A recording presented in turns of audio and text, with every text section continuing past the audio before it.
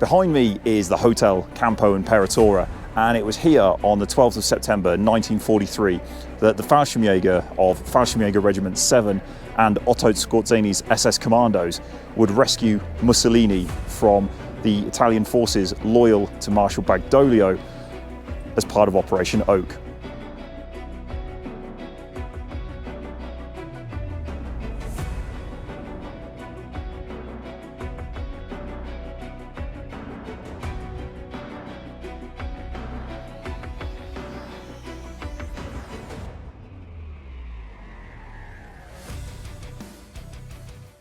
So I'm really excited to bring you this Then and Now episode from Gran Sasso here. Ever since I was young and started to develop an interest in the Second World War, seeing the images and the film footage here of Mussolini being rescued from the Hotel Campo Imperatore always captivated me. It's one of those missions of World War II that is very easy to understand. It's neatly packaged. There's a clear defining beginning and end to it. And to be here and to see the location where it took place is fantastic. Also as well, if you have seen the film The Eagle Has Landed with Michael Caine and Donald Sutherland in, at the start of the film we see Mussolini being rescued. They use the original wartime footage. Again, just another piece of popular media that helped reinforce my interest in what took place here all those years ago.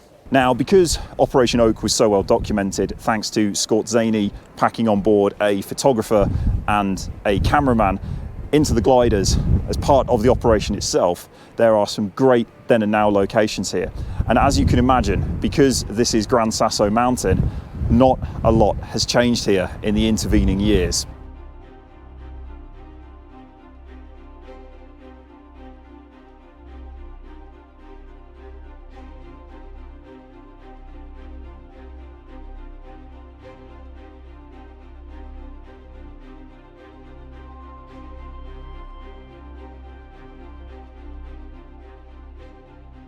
So as part of this Then and Now episode here on Gran Sasso, looking at Operation Oak in September 1943, I've got 10 photos that I want to look at. There was a lot more taken, but the episode would be exceptionally long if it did that. So we've got 10 photos that were taken during and just after the raid that we'll look at as part of this episode. So the first photo that I want to look at here on top of Gran Sasso is that of glider number 7. Now, there were 10 gliders as part of Oberleutnant Berlepsch's assault force. He was the Oberleutnant from the first company of Fallschirmjäger Regiment 7 in charge of the glider mission here to Gran Sasso. Meyer Moors, he was the overall mission commander, and he was part of the ground convoy at the base station in the cable car area in the village of Acergi, which is the village just below Gran Sasso. So this is roughly where glider number 7 landed. We can see that it came relatively close to the hotel, a lot closer than some of the gliders managed, and just to the left of the image we can also see the wingtip of glider number 10 that brought in the heavy weapons that were to support the operations here if the Italians had put up any sort of real resistance. And the view hasn't changed a great deal here today in 2024, aside from the addition of that modern chairlift, as this is now a popular local ski resort. Now, the next image that I wanted to look at was that, again, of glider number 7, but it was taken from the veranda of the Hotel Campo Imperatore. Sadly though, since 2018, the hotel has been undergoing restoration work. It's now 2024, so 6 years later, and I don't think much has happened to it, judging by the state of it, sadly. However, we can get an approximate comparison shot, although it's not the exact location because it's all barricaded off and I'm just not able to gain access to it, unfortunately. Behind me is the veranda where the image was taken, but you can see there's barriers up that's preventing me from gaining access to it. So I've got as close as I possibly can, and I'll show you that image now. And there's the image. You can see the side of the Hotel Campo Imperatore there in the image, and glider number 7 there. And you can get a really good idea just from this photo just how close the Luftwaffe pilots were able to bring these DFS 230 gliders into the target building itself. And that's the view today in 2024. So the next image that I want to look at in this episode shows two of Berlepsch's Fallschirmjägers. They're signalers. We can tell that because they've got the radio set with them that they use to communicate with Meyer Moore's main ground element down in the village of Acergi, so that they had communication both up and down the mountain as part of the mission. And the location of where the image was taken is roughly where I'm standing now. It's the end of March 2024. And it's the end of the ski season here, and Gran Sasso today is a popular ski resort, as you can see from the other images with the lifts that they've got here. But where I'm stood is roughly where the photographer was stood when he captured the photo of the two Fallschirmjäger signalmen radioing down to Moore's location in the village below the mountain.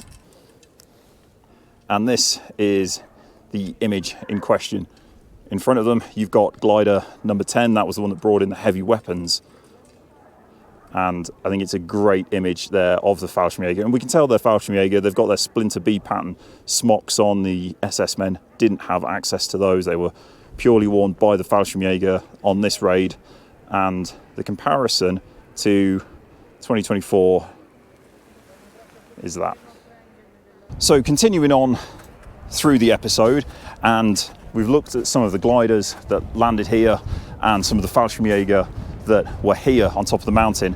Now we are at the very front of the hotel Campo Imperatore, and the next photo I want to look at is a wonderful one of Mussolini being led out of the hotel by Skorzeny and his SS men.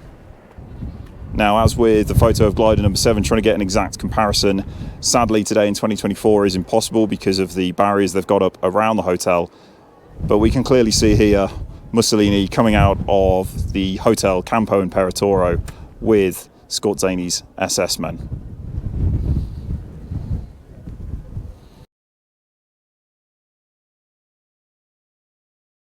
For the next then and now image as part of this episode, I've come just 200 meters from the hotel itself, and we're now retracing the routes that Mussolini, Skorzeny and the Fallschirmjäger, as well as some of the former Italian guards that were here keeping him prisoner, can be seen in the photo that we're going to look at next. And there's the image. We can see Mussolini there on the left-hand side with the black hat and the big black coat on. Skorzeny is the tall man on his left, wearing the four-pocket tunic, and surrounding him are men of the Fallschirmjäger and his former guards. And the comparison today in 2024 is that. Now, clearly looking up the slope in that direction where the original wartime image was taken, some things have changed. There's now a modern observatory there, but some of the rock formations on the side of the mountain that we can see in the image can still be seen to this day.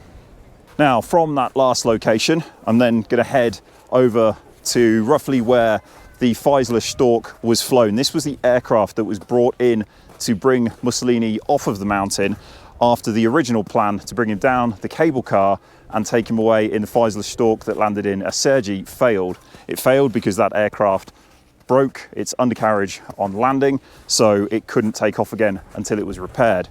The second Stork was flown in by Hauptmann Gerlach. He was Kurt Student's personal pilot, and he managed to land here on top of Gran Sasso and then recover Mussolini and Skorzeny as well in the aircraft. The original plan had just been for Mussolini, but Skorzeny, being the master of PR, jumped on board the aircraft as well. And this did cause problems because the aircraft wasn't designed to take that weight. Skorzeny was a big man as well, which didn't help the matter. But fortunately, Gerlach was able to get the aircraft off the mountaintop safely and recover them back to German lines. And looking that way down the valley, that's the direction in which the Stork was facing. That's the direction that it took off. And the image that we'll look at is here. And here we can see some of the Germans there watching. They appear to be Fallschirmjäger, but could also be some of the SS men, some of the commandos that Skorzeny had for the mission. And we can see the Stork there making its run down the mountainside as it prepares to take off and take them back to German lines.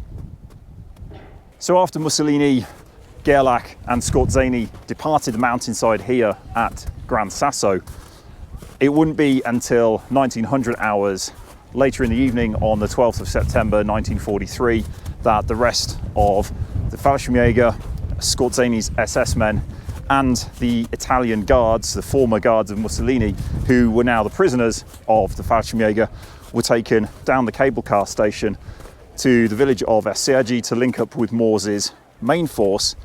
They would then stay in Assergi overnight. They didn't want to get ambushed by the now allied Italian forces on the drive back to Frascati, which was Morse's headquarters. So they stayed in Assergi and then drove back the next day. So now I'm just back in front of the Hotel Campo Imperatore.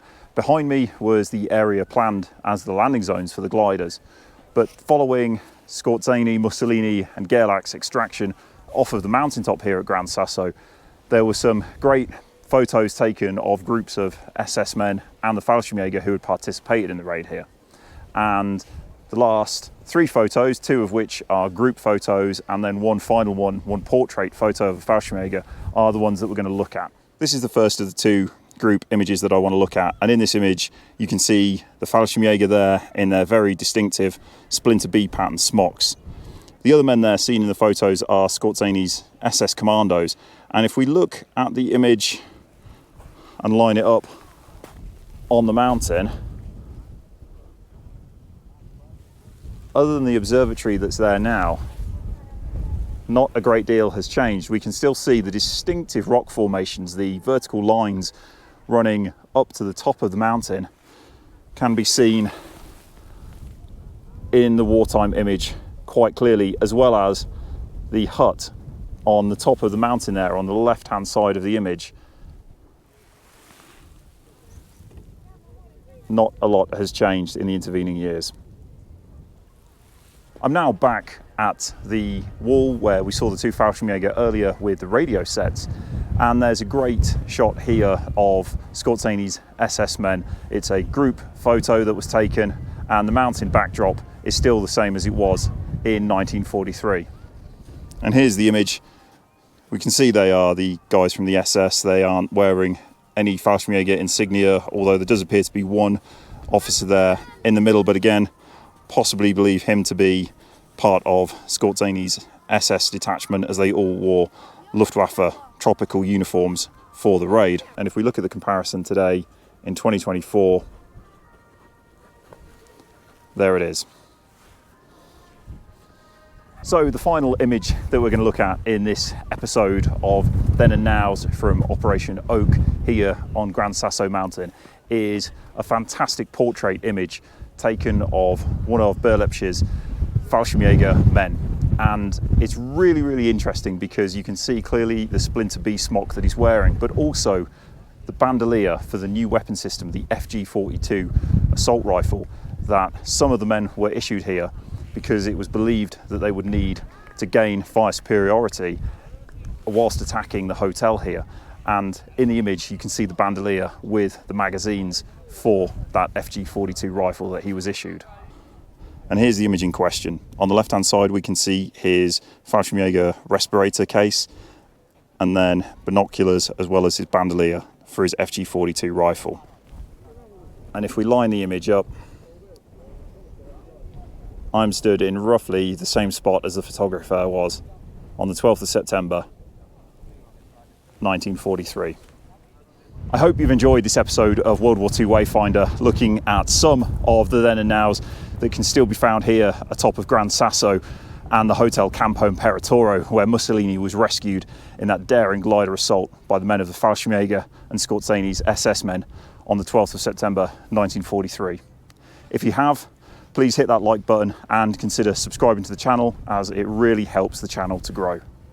Okay, I'll see you all in the next one.